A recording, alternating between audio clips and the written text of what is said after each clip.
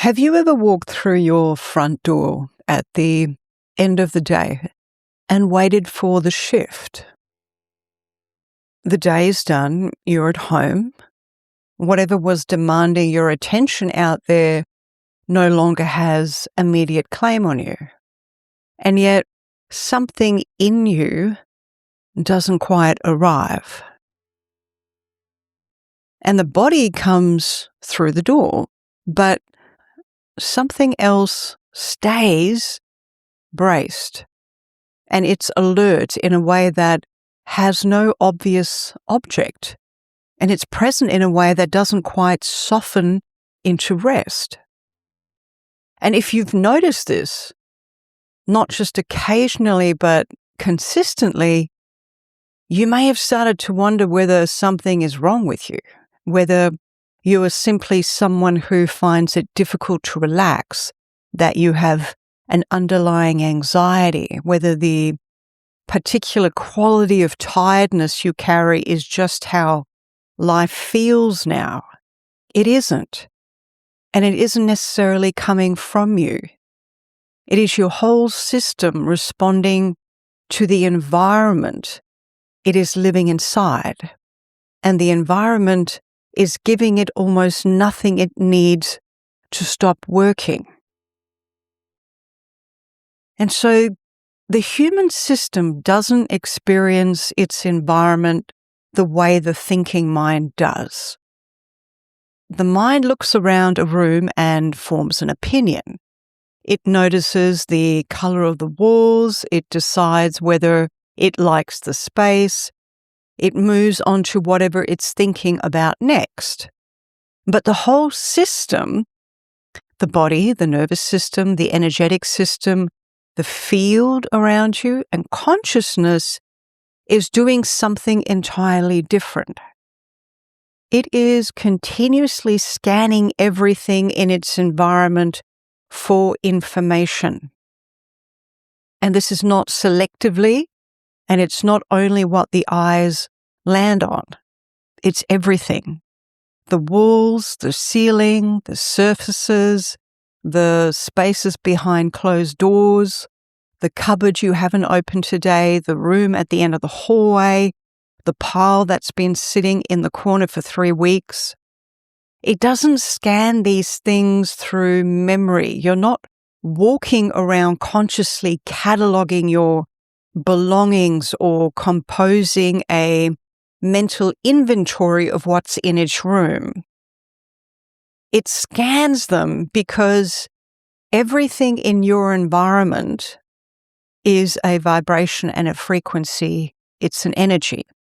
And the whole system reads that energy continuously, registering what is there, whether it has enough information, whether what surrounds it signals safety or requires further attention. And this happens when you're awake, it happens when you're resting, it happens when you're asleep. The system doesn't stop when you do. So to understand why this matters, it helps to understand what the system evolved to inhabit. And for most of human existence, the environment was outdoors or enclosed in spaces built from organic materials like rock or wood, earth, woven grasses, and that all carried the same richness of information as the natural world itself. Outdoors, the system receives constant variation. So, for example, the texture of bark or the shadow moving through the leaves or the depth of a landscape that extends for miles or the way the ground changes underfoot, the particular quality of natural light shifting through the hours, cool and orienting in the morning or warm and settling toward the evening. And it's moving through a spectrum that tells every layer of the system where it is in the rhythm of the day and what is being asked of it. And the ceiling above you is open sky, or a tree canopy with movement and depth and the particular aliveness of something growing, or the roof of a cave, which is uneven, it's receding, it's varying in height and texture. It's the kind of organic irregularity that gives the system something genuinely rich to read. And critically, outdoors, the system and the field that extends beyond the physical body is free to move.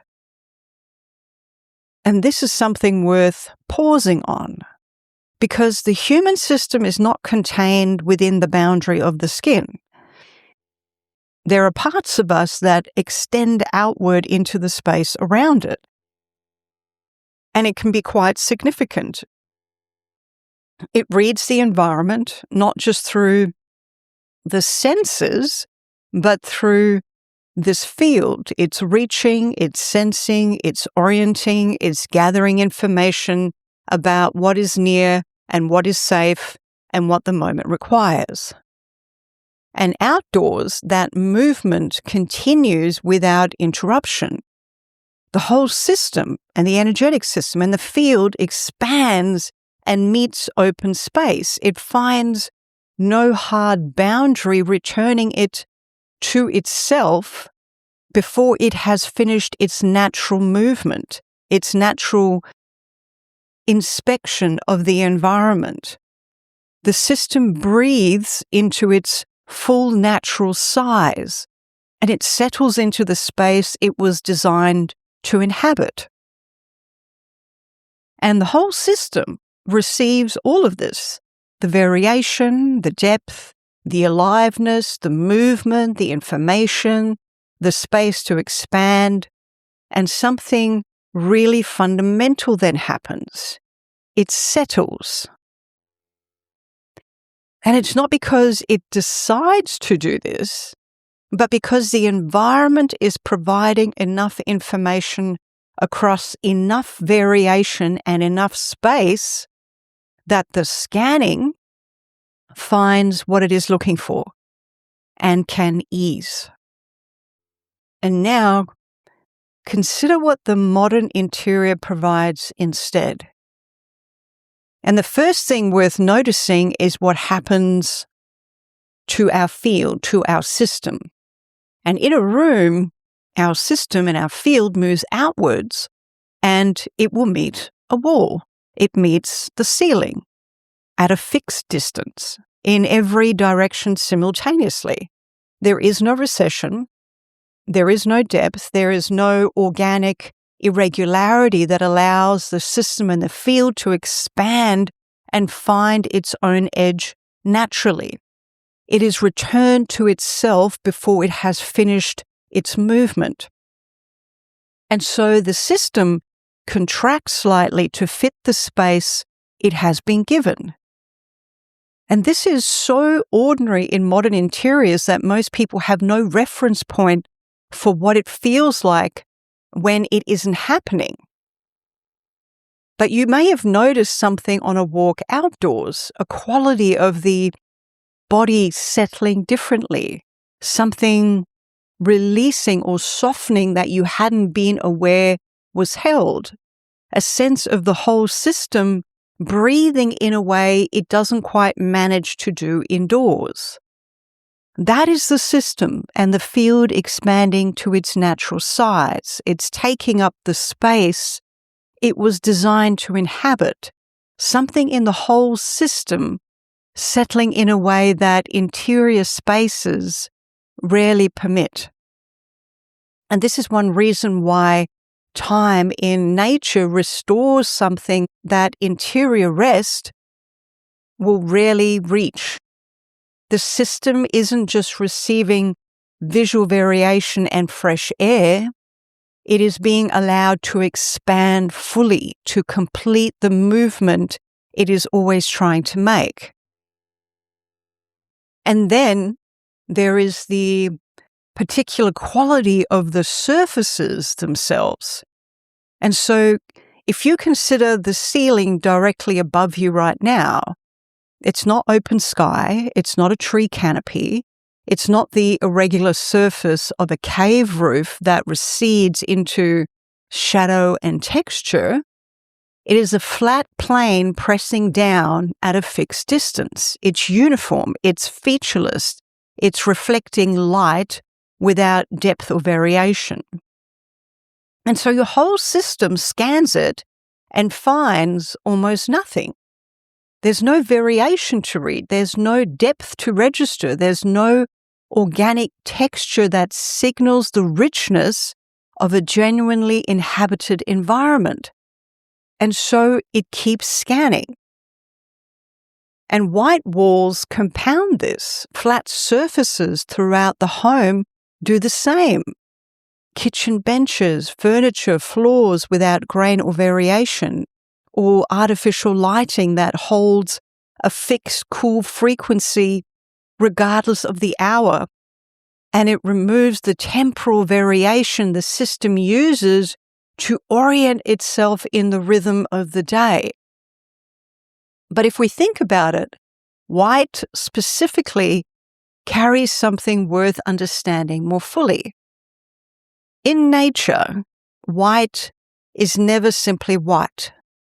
If you look at snow, you find shadow moving across its surface, the texture of wind pressed into its face, the particular depth of a footprint, the way light catches differently on a ridge than in a hollow. Snow in nature is full of information. The system reads it continuously and orients itself within it. Pure, featureless white is something entirely different. In the natural world, pure, featureless white most commonly signals conditions that remove the system's ability to read its environment. If you look at blizzards, whiteouts, dense fog pressing down over everything, bone stripped bare by years of exposure, environments where all depth and variation has been taken away, and the system suddenly cannot see what is approaching, cannot orient itself in space, cannot read whether threat is near or far or present at all. And these are not neutral conditions. They are conditions that require the system to immediately heighten its vigilance, because its primary means of reading safety has been removed or restricted. And this is not a conscious response. It is not a thought about white walls being dangerous. It is the system recognizing at a level far beneath thought, I cannot read this environment. I cannot see what is here. I need to stay alert until I can. And so a flat white wall triggers a version of that same response. And I'm not saying it's in a dramatic way, and it's not in a way that registers as fear or anxiety, but it's as a persistent background charge. It's a subtle heightening of readiness in a system that is trying to read a surface that gives it almost nothing to work with. And the thinking mind looks at a white wall and sees clean and minimal and ordered. And yet the rest of the system looks at it and finds almost nothing and then responds accordingly. And then there is everything the system cannot visually see. So behind the cupboard doors, in the stored belongings, in the unresolved pile that has been there for weeks, in the room that needs attention, in the corner that hasn't been addressed, the field does not stop at the cupboard door. Everything in your environment is an energetic imprint. Everything in your environment is energy. And the whole system reads that energy. And it's not through memory and not through conscious thought, but as information that the whole system is continuously processing, whether you're aware of it or not. And this is really worth pausing on because many people tidy the visible surface and feel more relaxed, and that feeling is real. Something in the conscious mind settles when the immediate environment looks resolved. But feeling more relaxed and the system actually being less overloaded are not the same thing.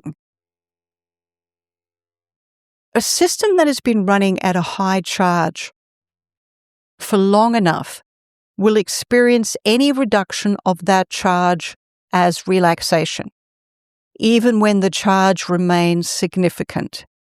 It simply feels better relative to what came before. And the system can be substantially overloaded and register that as its normal resting state. Not because it is at ease, but because it has lost its reference point for what ease without overload actually feels like. And so tidying the visible environment reduces some of what the system is processing. But the energetic load of everything held in the space, seen and unseen, resolved and unresolved, continues to be read by a field that has no off switch. And so the result of all of this is a system that cannot find enough to settle on. It keeps scanning. It keeps holding in readiness. It keeps carrying a charge that has nowhere to discharge because the environment isn't providing the signals that would tell it the scanning has found what it needed. And so this is why the body holds a charge even in spaces meant for rest. Even lying down, the ceiling is there. It's flat, it's pressing, it's uniform. The system reads it, it finds very little, and it continues. Even in sleep, the scanning doesn't fully cease. The whole system continues processing the information of the environment it inhabits.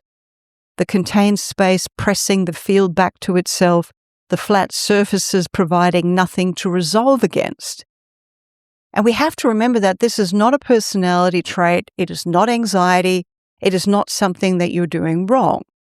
It is the system functioning exactly as it was built to function, continuously reading its environment for information in an environment that was never designed to give it enough. So, what then actually helps? Natural materials make a genuine difference because they carry the energetic richness the system recognizes. Wood has grain and depth and variation.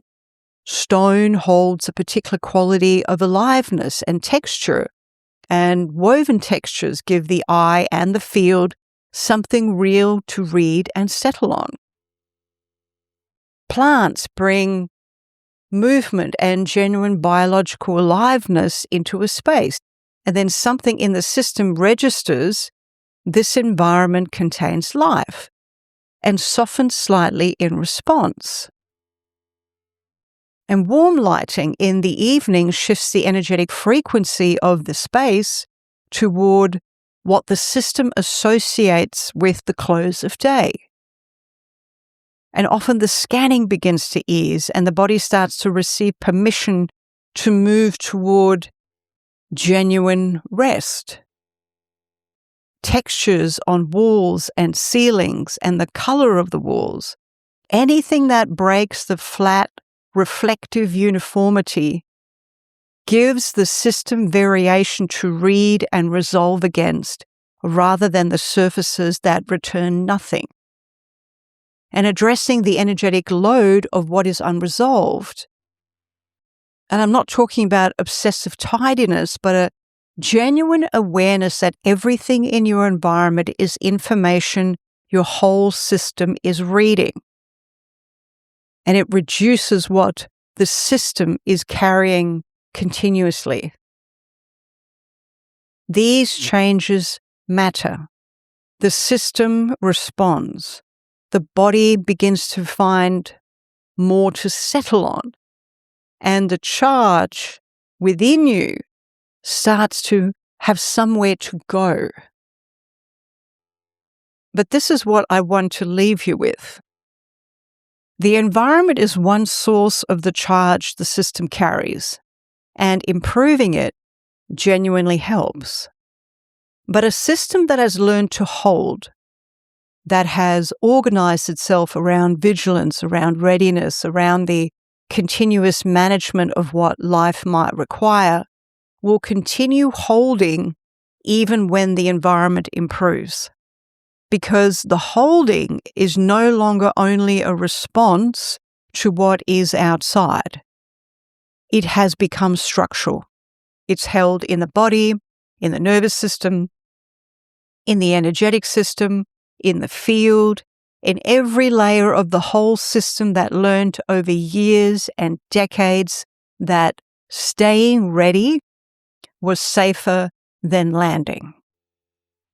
And the scanning itself is not the problem. The system is meant to do that. It is meant to scan. That is its intelligence. That is how it reads and responds to the world it inhabits. What changes as the whole system reorganizes is the holding. So the charge that accumulated through the day, through every flat surface, every contained space, every signal the system registered and couldn't fully release, begins to drop more easily. And the system processes what it registered rather than storing it. And the body and the system completes its scanning and returns toward ease rather than carrying the weight of it forward. And so over time, as the work deepens and the system becomes more empty, the system requires less and less input from us to allow that to happen. And so what once needed a lot of work or conscious practice, the deliberate unwinding, the intentional setting, the input into the body or the nervous system and the field, the energetic system, the active practice of releasing what the day deposited begins to occur with less of that doing. And the system learns to wash the charge through on its own, to complete what it registered rather than accumulate it, to return toward its natural resting state, not because we directed it there, but because it has become structurally capable of doing so. And so what begins to shift is not just the feeling of relaxation, but the actual baseline the system returns to, and the charge it carries as ordinary, and the load it considers normal. That baseline drops. And when it does, what becomes available is a quality of ease the system hadn't previously registered as possible because it had no reference point for it. Not a system that stops noticing, a system that notices, processes, and releases, carrying less and less of what it was never designed to hold permanently. And when that capacity develops, home actually feels more like a home. And it's not because the environment changed, but because the system living inside it finally learned to put down what it was never meant to carry forward.